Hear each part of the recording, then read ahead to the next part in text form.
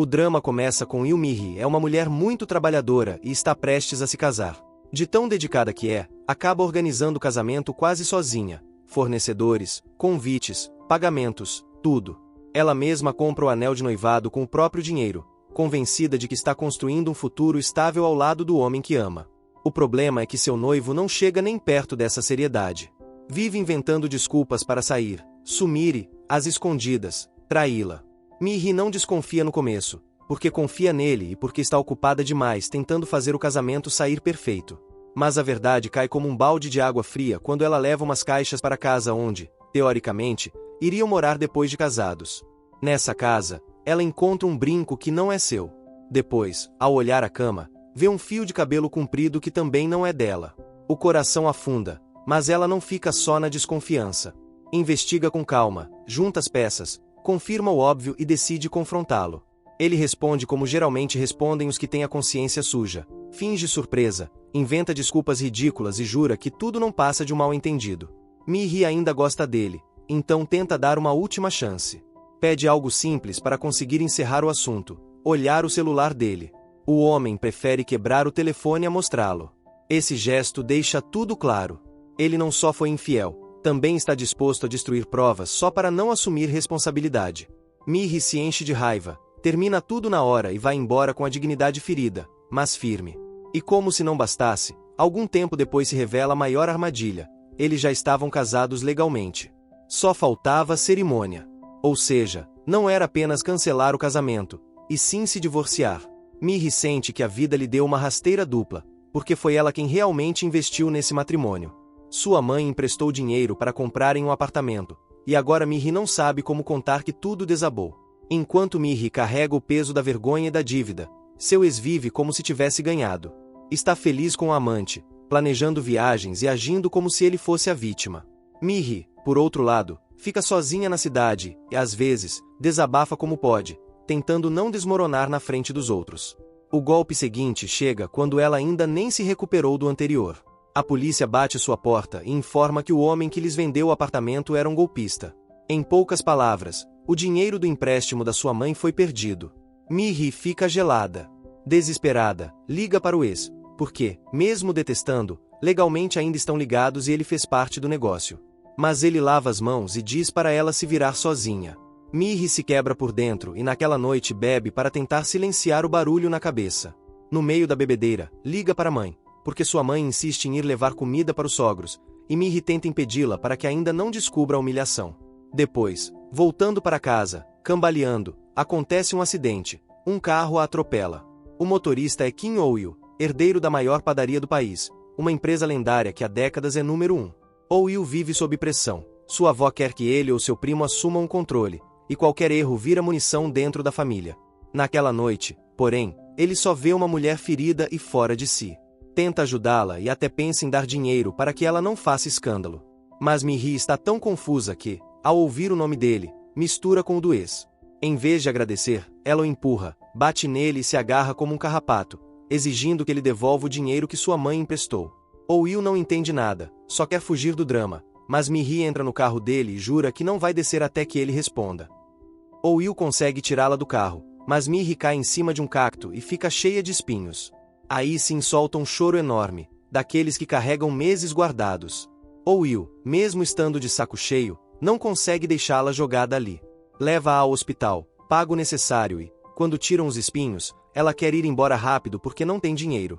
Oh-il a vê frágil e decide levá-la para casa para que ela não acabe se metendo em problemas na rua. No caminho, ele reclama do cheiro de álcool e pede para ela não falar tanto. Mas ao amanhecer eles param para ver o sol nascer. Esse momento estranho acalma o caos em Mi-hee. Ela respira, se acalma e promete para si mesma que não vai desistir. Com ou sem ex, com ou sem apartamento, ela vai se levantar. Pouco depois aparece um anúncio. Uma construtora diz que vai sortear uma casa de luxo avaliada em 5 milhões de dólares, supostamente para um casal de recém-casados. Na verdade, o sorteio está combinado para que a casa acabe nas mãos do filho do prefeito, em troca de favores. Mas o destino interfere. O CEO que puxa o bilhete se engana e pega o de Mi-hee, porque estava dobrado igual ao dele. Assim, Mi-hee se torna ganhadora. Quando fica sabendo, quase desmaia. Aquela casa seria a saída perfeita: vender, pagar a dívida da mãe e recomeçar do zero. O problema é que o prêmio exige que a vencedora seja uma recém-casada, e Mi-hee está prestes a se divorciar. Como legalmente ainda aparece como casada, decide não apresentar ainda o pedido de divórcio. Seu plano é aguentar, receber o prêmio, vender e só depois encerrar o casamento.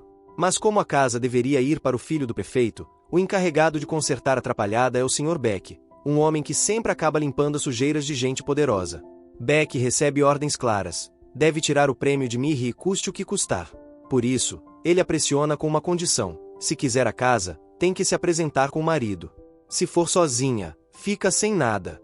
Mi-hee tenta entrar em contato com o ex, mas ele está fora do país com a amante e a ignora. Desesperada, lembra-se do desconhecido que a ajudou na noite do acidente e vai atrás dele. Ele se chama Oh Yui. Para completar, foi justamente esse nome que ela confundiu com o do ex. Mi-hee propõe um acordo, que ele finja ser seu marido por um dia, só para receber o prêmio. Ela evita dar detalhes com medo de que ele peça metade, então oferece dinheiro pelo favor. Oh Yu desconfia de que ela está tramando algo errado.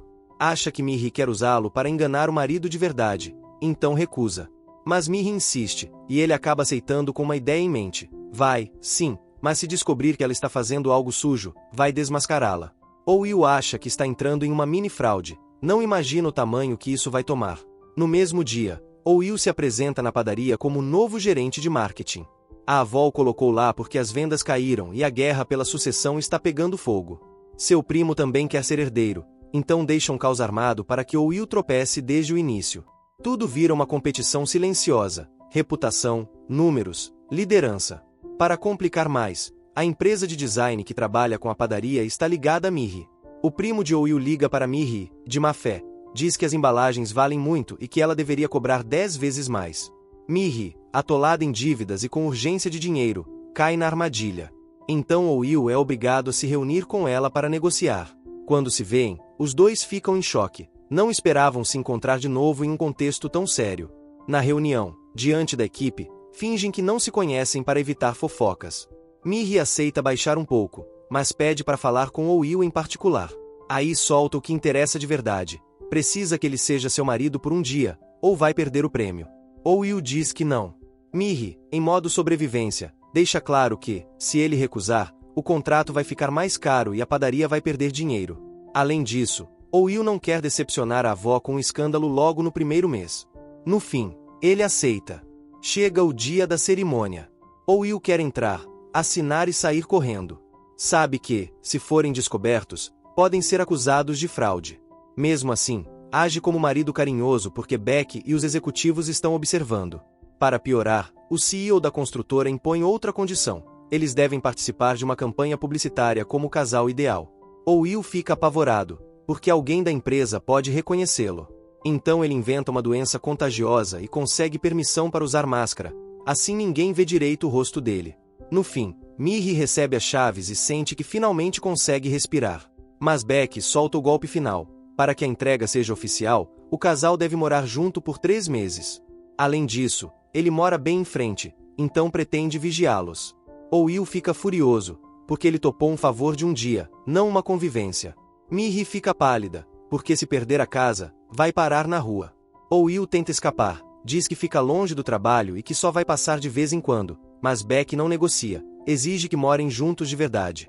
Oh Yu diz a Mi-hee que isso saiu totalmente do controle e que não quer participar de uma mentira tão grande. Mi-hee responde com a verdade mais dura: não tem para onde ir. Oh Yu vai embora irritado, mas depois fica com peso na consciência. Liga para se desculpar, embora ainda não esteja convencido de ficar. Os perigos de ser casal começam imediatamente. Numa noite, Oh Yu quase esbarra com a família enquanto Beck anda fuçando por ali. Mi-hee entra em modo camuflagem e se esconde onde dá, chegando a se enfiar até na casinha de um cachorro. Perde o celular na fuga e a tia de Oh Yu o acha. Mi-hee preferia perder o telefone a ser descoberta, mas ele toca e não resta opção a não ser aparecer. Para escapar, ela finge estar meio maluca e consegue fazer a tia ir embora rápido. Em paralelo, aparece a médica que cuida da avó, amiga próxima da família. A doutora é apaixonada por Oh Yu há muito tempo e manda sinais, mas ele não percebe ou não quer perceber.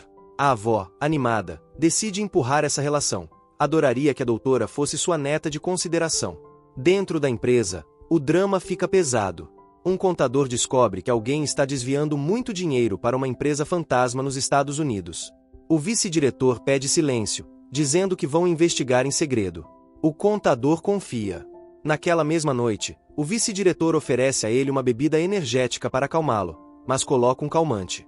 O contador pega no sono dirigindo e morre em um acidente. A história oficial fica estranha, mas o culpado ajeita tudo para que pareça má sorte. Mihee, enquanto isso, continua sem dinheiro e sem casa de verdade. Procura ajuda, liga para uma amiga, mas a amiga está no exército e não pode recebê-la. Sem opções, Mihee acaba em um motel barato enquanto procura onde morar.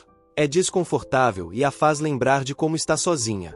Numa noite, Oh-Woo vai levá-la até lá e acha que o funcionário está passando dos limites. Arma um escândalo e, mesmo sendo só um mal-entendido, os dois acabam expulsos. Sem outra saída, Oh-Woo oferece que ela durma na casa do prêmio até encontrar algo melhor. A pressão sobre Baek aumenta, porque seu chefe e o CEO da construtora o ameaçam. Se ele não recuperar a casa, vai pagar caro. Baek decide fazer visita surpresa e exige que o marido esteja presente. Mihee fica nervosa porque já não quer continuar pedindo favores a Oh-Woo, mas também não pode perder tudo. Para reforçar a mentira, Oh-Woo aceita ficar mais presente, embora cada minuto a mais seja uma corda apertando seu pescoço. Numa noite, uma falha da casa inteligente acende as luzes do lugar todo e Baek aparece para inspecionar.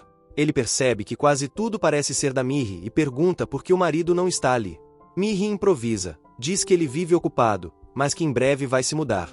Para manter a farsa, Oh-Woo deixa roupas e objetos na casa e aceita passar mais tempo lá. Para diminuir suspeitas, eles tiram fotos como recém-casados. Em alguns momentos atuam tão bem que acabam se confundindo. No estúdio aparece uma conhecida da empresa que poderia reconhecer Oh-Woo, e Mihee o beija de repente para distraí-la. Saem ilesos, mas o clima fica estranho. O que começou como encenação passa a parecer real demais. O assunto da morte do contador começa a circular. A avó sente que algo não fecha, mas o vice-diretor a manipula. Inventa que o contador era viciado em jogo e que causou prejuízos. Como ele já não pode se defender, a avó acredita. Numa refeição em família, a tia de Oh-Woo menciona o acidente do contador e compara com a morte do pai de Oh-Woo, também em um acidente de trânsito. Oh-Woo fica abalado. Aquela noite o faz lembrar da infância. O acidente aconteceu no dia do seu aniversário, e desde então sua família parou de comemorar, como se a alegria tivesse sido proibida.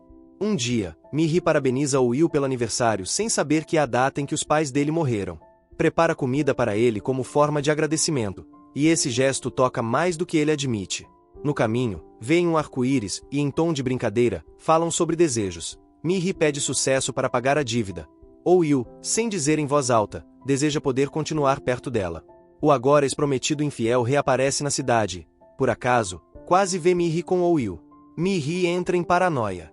Oh-Woo sugere se antecipar e conversar com o ex, até dividir o prêmio para evitar ameaças. Mas Mihee conhece o ex, tem certeza de que ele vai tentar chantageá-la para tirar mais. Prefere perder tudo a voltar a depender dele. Enquanto isso, o karma explode na cara do ex-prometido infiel. Ele descobre que a amante também o trai. Segue-a vê com outro homem e desmorona. Agora sente o mesmo que Mihee sentiu. Arrasado, volta a ligar para Mihee para pedir desculpas e outra chance, como se tudo pudesse ser apagado com lágrimas. Mihee o corta na hora. Não quer voltar para o mesmo ciclo. Em outra cena, a mãe de Mihee esquece a carteira no carro de Oh-Woo. Quando Oh-Woo vai procurá-la, vê uma foto de Mihee quando criança. Fica paralisado. Ela é a menina que ele conheceu na delegacia, a que lhe deu seu brinquedo para que ele não se sentisse sozinho. Foi sua primeira paixão. Oh-Woo entende que o destino lhe deu uma segunda chance e decide não desperdiçá-la. A partir daí, inventa desculpas para falar com Mihee, sob a fachada de ajustar a mentira, procura passar tempo de verdade com ela. A avó organiza um encontro entre Oh-Woo e a doutora, esperando que virem casal. A médica quer se declarar, mas Oh-Woo chega distraído e conta que reencontrou seu primeiro amor. Também admite que, no ensino médio, tentou procurá-la, mas não bateu na porta porque ouviu comentários dolorosos sobre a morte do pai de Mihee e se sentiu culpado. A doutora, com medo de que isso cause problemas, sugere que ele não revele a verdade a Mihee. Essa sugestão acende uma bomba. Mais tarde, a doutora se aproxima de Mihee para proteger Oh-Woo, solta a ideia de que Oh-Woo a ajuda por dívida e culpa, não por amor. Mihee fica gelada. Sente que se iludiu sozinha, que tudo foi um empréstimo emocional, e decide ir para o interior para respirar. A doutora se arrepende depois de falar e corre para contar a Will. Will, irritado e desesperado, vai atrás de Miri. No povoado, Miri e Will se sentam para conversar sem máscaras. Ela confirma que não o culpa pela morte do pai e que não quer que ele viva carregando culpa.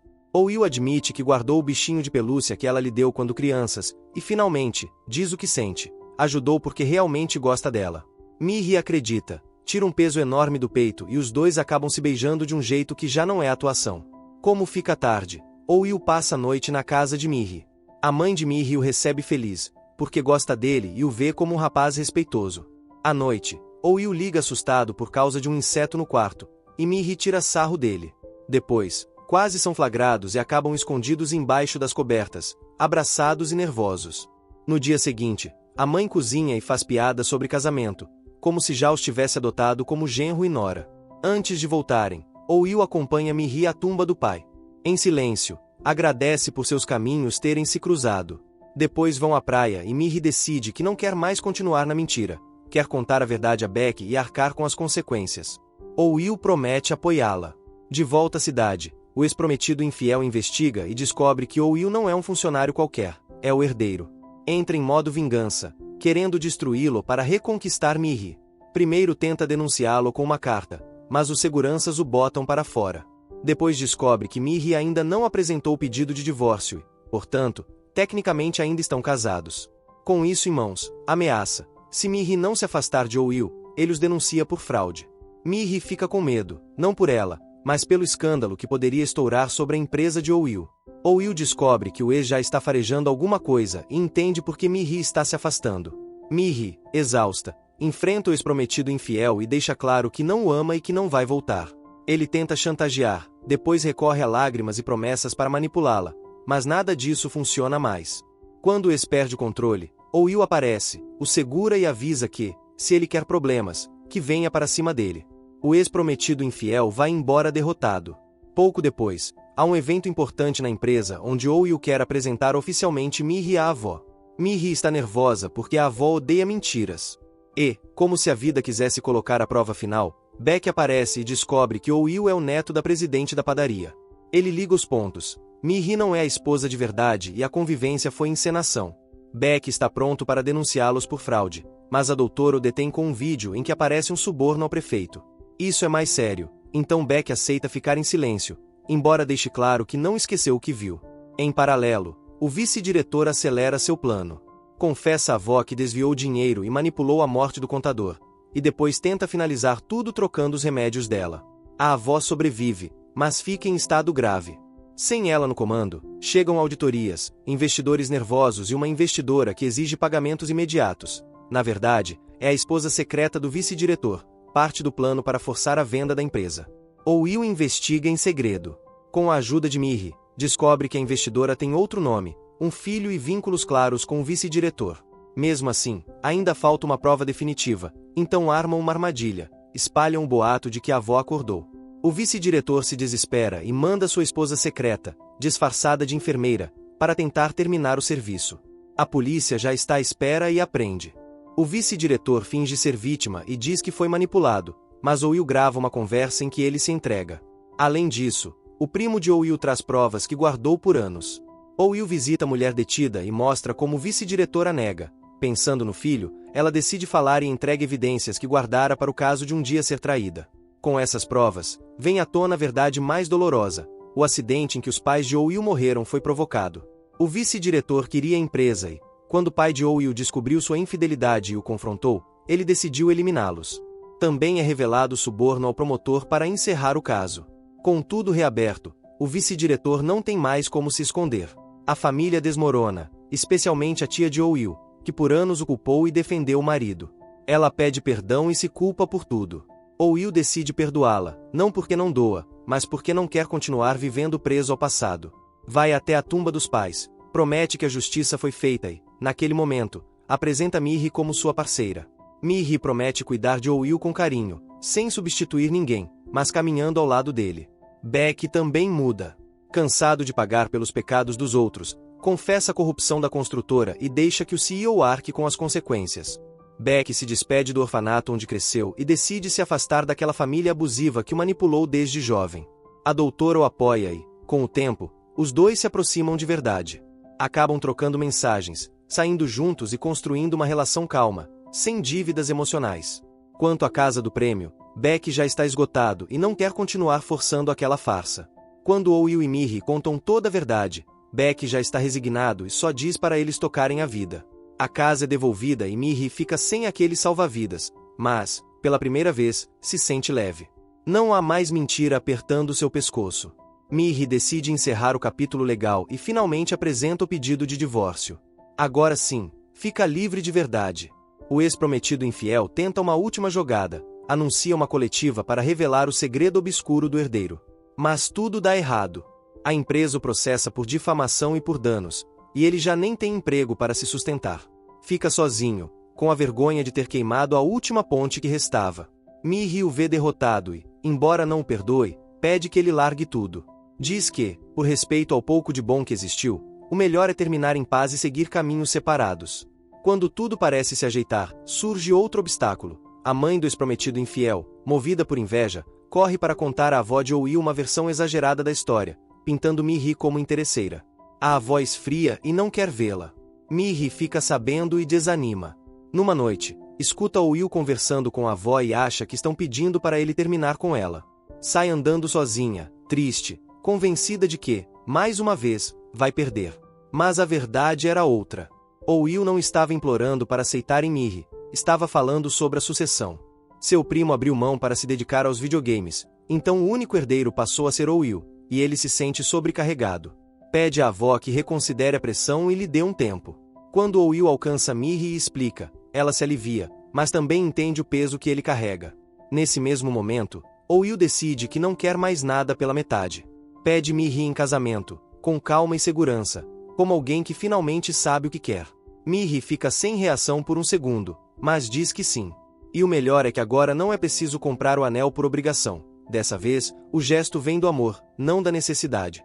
Miri conhece a avó cara a cara e, pela primeira vez, sem esconder nada, conta sua história com simplicidade, como trabalhou, como errou ao confiar, como se reergueu e como não está atrás de dinheiro. A avó admite que já a investigou, mandou gente ao povoado para conversar com a mãe de Miri e confirmar os fatos. Ao comprovar que Miri vem de uma família honesta e que não é uma caça-fortunas, a avó aprova a relação, embora peça que caminhem com calma por causa do cargo de Will. Com o tempo, a família se reorganiza. Will se adapta ao novo papel, o primo deixa a disputa e finalmente o apoia, e Miri volta a focar no trabalho com mais segurança. A irmã de Miri viraliza nas redes, sua mãe levanta o negócio com orgulho e a vida parece menos pesada. Beck segue seu caminho, a doutora encontra paz, e o ex-prometido infiel aprende a viver com as consequências. No fim, Will e Miri preparam seu casamento de verdade, sem mentiras e sem jogos. Miri aprende a se colocar em primeiro lugar, a não carregar sozinha o que deve ser dividido. Will aprende a amar sem culpa, sem achar que tudo que é bom precisa ser pago com dor. E, mesmo que a história tenha começado com traição, termina com uma nova chance. Duas pessoas que se encontraram no momento mais caótico e, ainda assim, decidiram construir algo limpo. Fim do drama.